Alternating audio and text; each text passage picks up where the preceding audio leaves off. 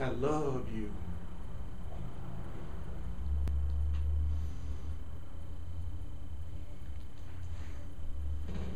And I'm doing it my way. I'm showing it my way right now. This is doing it my way, sitting here, sharing the truth the way I am right now. This is my way of doing it. Now, if you don't want to accept my way, you'll be saying something like, well, if you really love me, you should be taking me out to dinner. If you really love me, you ought to be buying me some stuff. If you really love me, where's that new car? You see what I'm saying? You know, actually, I'm expressing love fully in this moment, the way I uniquely express it. And that's what you have to do too. I want to see the way you do it.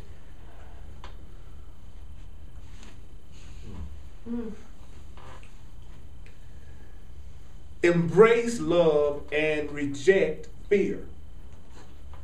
Embrace love, reject fear. Love is the opposite of fear.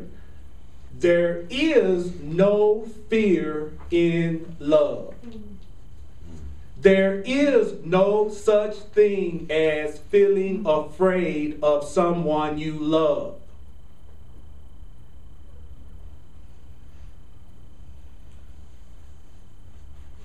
When I first heard that, that wiped out almost everybody I was in a relationship with. I realized I was not really experiencing love. That was such a breakthrough because I thought love had let me down, and I realized love had not let me down at all. I had never experienced it yet. I had something to look forward to. I look forward to my first real love. I look forward to my first real love. I'm excited about my first love. I can't wait to have my first love. I know what it feels like to have my first fear. What is my first fear? Anybody that I say I love, that I know I feel fear around, discomfort around, a lack of peace. Here's the real clue that you're not loving them. You have private thoughts. You have thoughts you would not share with them. Surefire sign that it's not love yet. I felt so innocent when I realized that. It was like, whoa, I don't have to feel bad. I can be patient with myself. I don't know how to love you all. I want to. That's why I'm doing this. So, could you ever be in a relationship that you couldn't get mad in? Well, that's kind of crazy when you don't know how to love completely yet, to put yourself in something that you can't express all your feelings. Because you're not going to be consistent yet. So don't set yourself up like that.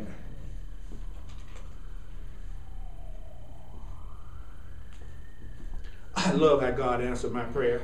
I asked for all these kind of answers. Well, look, God, how do I have real love? God, how do I have safety in the world? God, how do I have real relationships? God, how do I know my real abundance? God, the Creator, answered every one of those questions. The laws of fear are the laws of struggle, limits, danger, and competitiveness. So if a person is following the fearful laws, they can tell because they feel like they're struggling right now. They feel like they're dealing with a lot of limits right now. They feel like there's danger out there, and they think it's a lot of competition. It's competition in relationships. It's competition in the job. It's competition. It's competition. So how can I tell when I'm following the laws of fear? I'm in a world like this. Boy, that means there must be another world.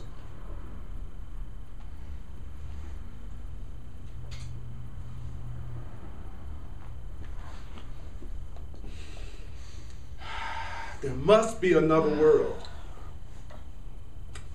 This is the laws of fear. Do you see any struggle in the world?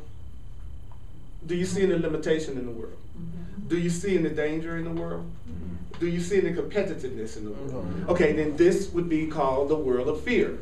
Mm-hmm. This is the world that fear makes.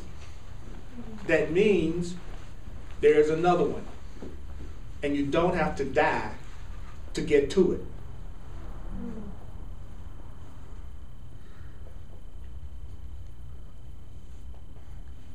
Any questions or comments? Wow. These are just points from this chapter that I'm sharing. Which chapter is this? This is chapter 18. I think it's 18. It's wholeheartedness and the embrace. Did you say? Chapter 20. Did you say embrace love, reject fear? Yes. Embrace love, reject fear. But you also said that that we have to face our fears. Yeah, that's how you reject it. Oh, that's how you reject. That's how you reject. How do you know? How do I know that I'm not as afraid as I used to be? I look at my fears now. See, you can't look at your fears until you've begun to let go of fear. I have to, when do you really tell a person the truth?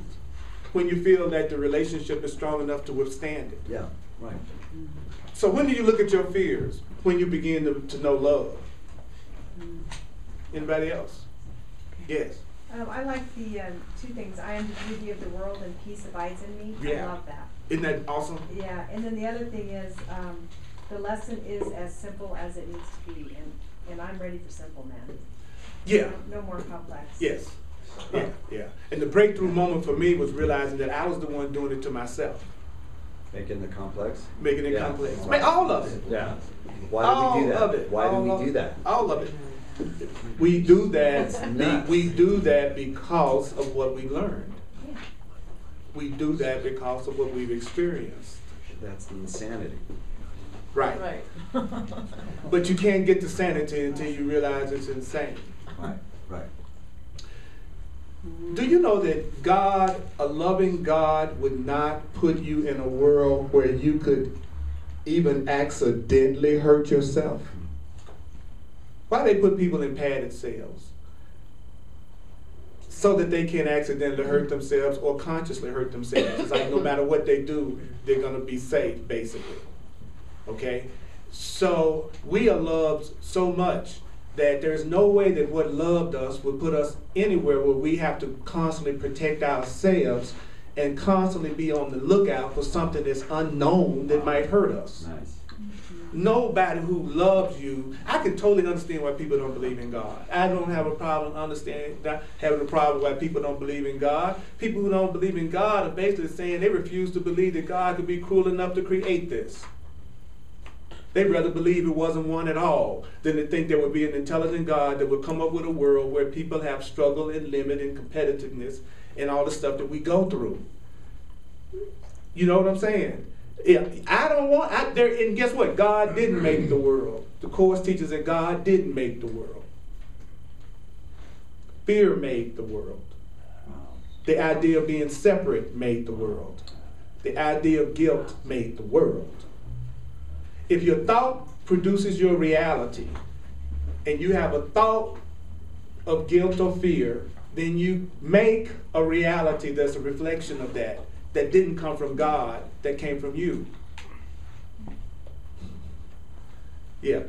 So then, Earl, because one of my biggest fears is that I'm going to be left behind if I don't get this. So then you're saying that love is so great that love would never leave you behind. Love would never abandon you. People will. Yeah, right. People who think they're different from you will. People who believe they're separate and don't love themselves will. Will a person let you down who's insecure, believes that they're guilty and unworthy? Yes, they will. They are. So if you enter into a relationship with someone like that, you need to take responsibility in the very beginning so that when they do what they are going to do, you won't be shocked and you won't be upset. It's sort of like don't loan money to people until you don't care if they ever pay you back. Because if that person is so guilty that they need the loan in the first place, it's a good chance they're going to do something to continue their guilt. Because it was only their guilt that made them think they were lacking. Does that make sense? You know, it was only your guilt that makes you broke. So of course you're likely to renege on the loan or the credit card or the contract or anything else. You've already revealed that you don't believe that you are abundant yet. By the fear around those things. Okay.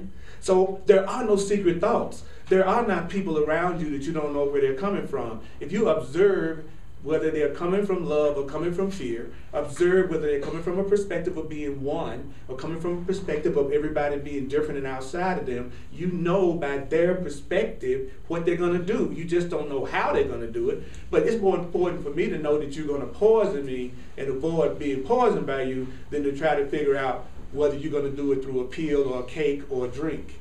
I just need to know you want to poison me. Then I won't take nothing from you. You see what I'm saying?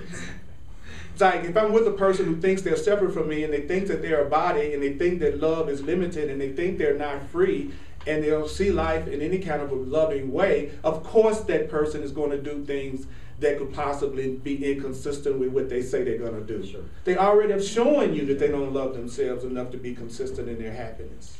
So anything you do with an unhappy person, you have to take 100% responsibility for what happens in that situation, because you were the one who was the most conscious, so you are the one who has to make decisions for both of you. That's why whenever you enter into a relationship with someone that is not looking at things from the same level that you're looking at it, then you have to recognize that you're going to be the one that's probably going to have to do the most forgiving. Like I saw many people over the years who, like they say, was in the truth and they was in a relationship with somebody who wasn't in the truth. And they would be learning that it's all about forgiving and overlooking and seeing it as a call for love. And the other person hadn't been studying into this stuff. So they feel very justified in their anger and their attacks, right? Because they haven't studied into this stuff. Now, you're the one that's studying this stuff, right? So you're going to always be the one forgiving them because you're trying to apply the truth to them. They are glad to take the forgiveness. Oh, yeah, I've been acting a fool and you overlook it again and again and again. I love it. Isn't that wonderful? Great. But when you do something, they ain't going to give you 1 ounce of slack. They haven't studied the book. They haven't been reading. Why do you expect that they're just going to get it through osmosis? You got it because you studied. How do you think they're going to come from this stuff because you're studying it? So remember, whoever's the most awake is the one that's going to have to practice the truth the most. But you're also going to be the one that's attracting more love to you too. That's the good news.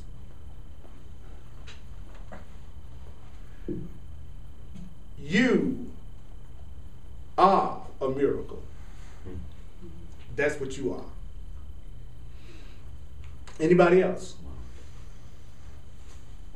Yes, Debbie. I just want to talk this through for a second. Okay, I hope so. I was hoping somebody wanted to. So, we're in the relationship. Right. But we're clear that we don't know how to love. Mm-hmm. So, but we're going to be in the relationship because that's what we do. Right. So, the thing to do then is not to just become depressed that we don't know how to love. And the thing to do is to remember to try to forgive. And what else do we do? Okay. I'm glad you said that.